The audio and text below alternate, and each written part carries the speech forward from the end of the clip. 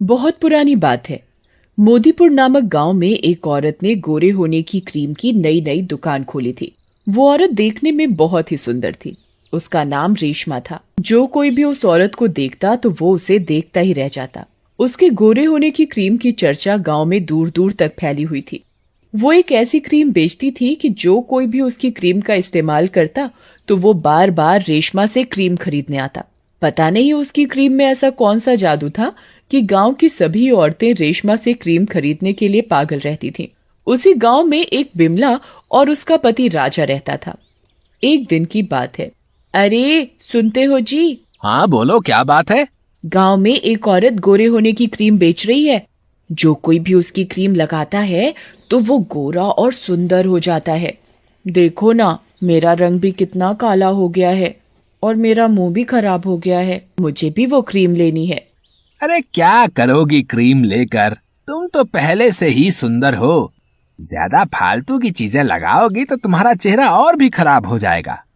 पर मुझे और ज्यादा सुंदर और गोरा होना है। जिस किसी ने भी उस औरत की क्रीम इस्तेमाल की है वो और भी ज्यादा सुंदर और गोरा हो गया है। ठीक है, जैसा तुम्हारा मन करे। बिमला उसी औरत के पास क्रीम लेने जाती है। बहन जी, मुझे वो गोरा होने वाली क्रीम चाहिए। ठीक है, अभी देती हूँ। रेशमा बहन जी, एक बात तो बताओ, आप इतनी सुंदर कैसे हो? आपकी खूबसूरती का राज क्या है? मेरी खूबसूरती का राज मेरी ये क्रीम है। मैं भी यही क्रीम इस्तेमाल करती हूँ।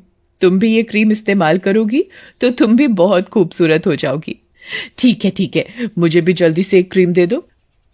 बिमला खुशी खुशी क्रीम लेकर चली जाती है और घर पहुंचकर बिमला पानी से अच्छी तरह मुंह धोकर रेशमा से खरीदी हुई क्रीम लगाती है और आईने में अपना चेहरा देखकर खुद ही मुस्कुराती है। अब मैं भी रेशमा जैसी खूबसूरत हो जाऊंगी। तभी उसका पति राजा आ जाता है। बिमला, ये तुम्हारे चेहरे को क्या हुआ? लग रही हो ना पहले से भी सुंदर। बिमला को अपना चेहरा पहले से भी सुंदर लगता है, लेकिन बिमला को ये नहीं पता था कि क्रीम लगाने से उसकी खूबसूरती पहले से और कम हो जाएगी। तुम ये क्रीम व्रीम के चक्कर में मत पड़ो। मैं ना पहले से भी ज्यादा सुंदर हो गई हूँ ना, इसीलिए तुम मुझसे जल रहे हो। वो राजा की एक नहीं सुनती और वो अपने आप को आईने में देखने लगती है। उसे लगता है कि क्रीम लगाने से वो सुंदर होती जा रही है। और अगले दिन गांव की एक औरत जिसका नाम काली था, वो भी रेशमा की दुकान पर जाती है। रेशमा बहन जी, अरे ओ रेशमा बहन जी। हाँ जी बोलो। रेशमा बहन जी, मुझे भी वो गोरा करने वाली क्रीम लेनी है। देखो ना मैं कितनी काली हूँ, इसीलिए सब मुझे काली बुलाते हैं। मुझे भी गोरा होना है आपके जैसा। पास ही में रेशमा की दुकान है, तुम उसके पास से वो क्रीम ले आओ। रेशमा पहले से भी ज्यादा खूबसूरत और गोरी लग रही थी। वो काली को दुकान का रास्ता देती है। काली क्रीम लेने चली जाती है। क्रीम बेचने वाली रेशमा नहीं, एक चुड़ैल होती है। वो काली को भी वो क्रीम दे देती है और वो मन ही मन खुश होती है। वो दिन दूर नहीं जब मैं गांव की सारी औरतों की सुंदरता चुरा लूंगी और किसी को पता भी नहीं चलेगा और मैं दुनिया की सबसे खूबसूरत औरत बन जाऊंगी। देखते ही देखते गांव की सभी औरतें कुछ दिन तो बहुत सुंदर हो जाती हैं, पर फिर अचानक बदसूरत होने लगती हैं।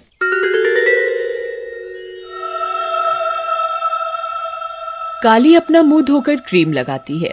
क्रीम लगाते ही काली और काली हो जाती है, पर उसे लगता है वो बहुत सुंदर लग रही है और वो खुशी से गुनगुनाने लगती है। अरे काली, ये तेरे मुंह को क्या हुआ है? तू तो पहले ही इतनी काली थी, अब तो और बुरी लग रही है।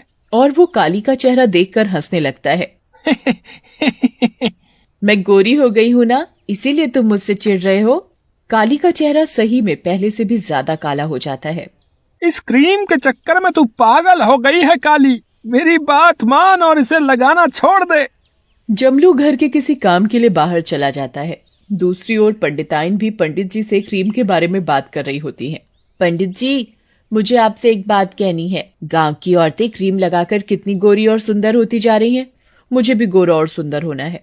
अरे भाग्यवान, अब तुझे क्या पड़ गई बुढ़ापे में सुंदर दिखने की? तू तो आज भी 25 की लगती है। अजी छोड़ो ना, तुम भी ना मजाक करते हो। कसम से तुम्हें तो क्रीम की जरूरत ही नहीं है। देखो, तुम मुझे मत बहलाओ, मुझे क्रीम चाहिए तो चाहिए बस। अब ये पंडिताइन मानने वाली तो है नहीं। अच्छा ठीक है, तुम वो क्रीम ले आना। पंडिताइन को भी बुढ़ापे में सुंदर दिखने की क्या जरूरत पड़ गई। पंडिताइन रेशमा से क्रीम लेने पहुंच जाती है। अरे रेशमा, जरा मुझे भी तो गोरा होने की क्रीम देना। अभी देती हूँ, रेशमा मन ही मन कहती है। लगता है बुढ़ियों को भी सुंदर और जवान बनने का शौक लगा है। रेशमा पंडिताइन को क्रीम दे देती है। पंडिताइन क्रीम लेकर बड़ी खुश हो जाती है। अब तो मैं भी सुंदर बन जाऊंगी और मुझे कोई बुढ़िया भी नहीं बोलेगा। पंडिताइन जल्दी जल्दी अपने घर चली जाती है और जल्दी से अपना मुंह धोकर क्रीम लगाती है। क्रीम लगाने के बाद पंडिताइन अपना मुंह आईने में देखती है तो फूल ही नहीं समाती। अरे वाह, मैं तो कितनी सुंदर लग रही हूँ। दूसरी ओर जमलू कहीं जा रहा होता है तो उसे रास्ते में रेशमा की दुकान दिखाई देती है। रेशमा की दुकान पर क्रीम लेने वाली औरतों की काफी भीड़ थी। जमलू भी भीड़ देखकर रुक गया। वो रेशमा को देखता तो उसे देखता ही रह जाता है। उसे रेशमा पहले से भी ज्यादा खूबसूरत लग रही थी। वो मन ही मन सोचता है, गांव की औरतें दिन पर दिन बदसूरत होती जा रही हैं और रेशमा खूबसूरत, आखिर चक्कर क्या है। और वो अपने काम के लिए निकल जाता है। आगे चलकर जमलू को रास्ते में राजा मिलता है। और जमलू भाई कैसे हो? ठीक हूँ राजा भैया, पर पता नहीं ये तुम्हारी भाभी को क्या हो गया है। आजकल कोई क्रीम लगाने लगी है और बस सुंदर होने के चक्कर में पागल हो रही है।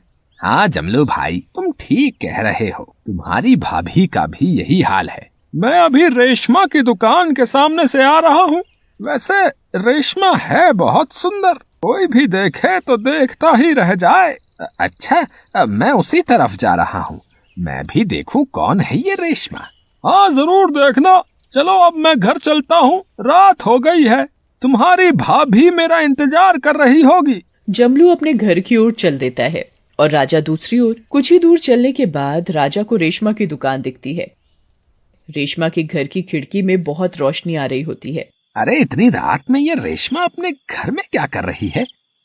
जरा मैं आज इस रेशमा से बात करके आऊं कि ये क्यों सारी औरतों को पागल बना रही है। राजा रेशमा के घर की खिड़की से अंदर देखने लगता है।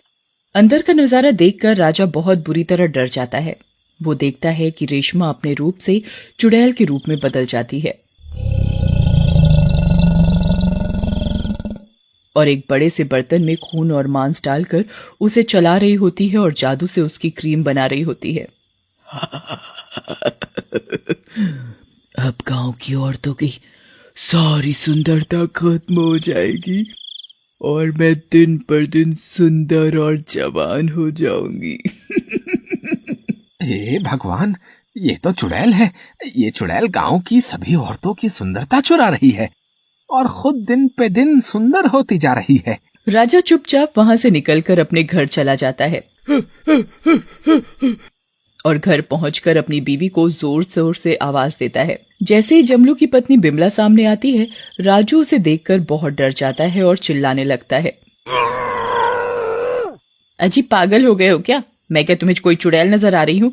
लग रही हूँ ना कटरीना कैफ। अब मैं तुम्हें कैसे समझाऊं?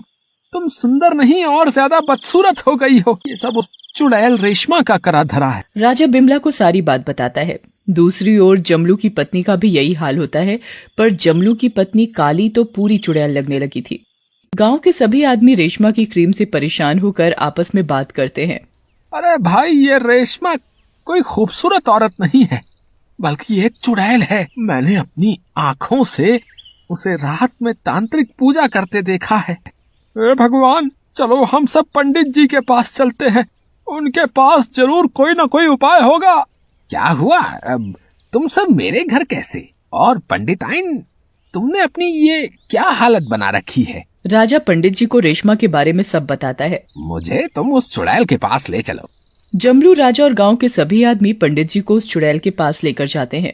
कुछ ही देर में सब लोग रेशमा की क्रीम की दुकान पर पहुंच जाते हैं। रेशमा चुड़ैल के रूप में बदल जाती है। ए पंडित, अपनी जान प्यारी है तो तू चला जा यहाँ से। मैं नहीं छोड़ूंगी इन औरतों को। मुझे दुनिया की सबसे सुंदर औरत बनना है बस। तू ऐसे नहीं मानेगी। पंडित जी मंत्र पढ़कर दुकान में रखी सारी क्रीम में आग लगा देते हैं। आग लगते ही चुड़ैल जलकर मर जाती है और गांव की औरतें ठीक हो जाती हैं।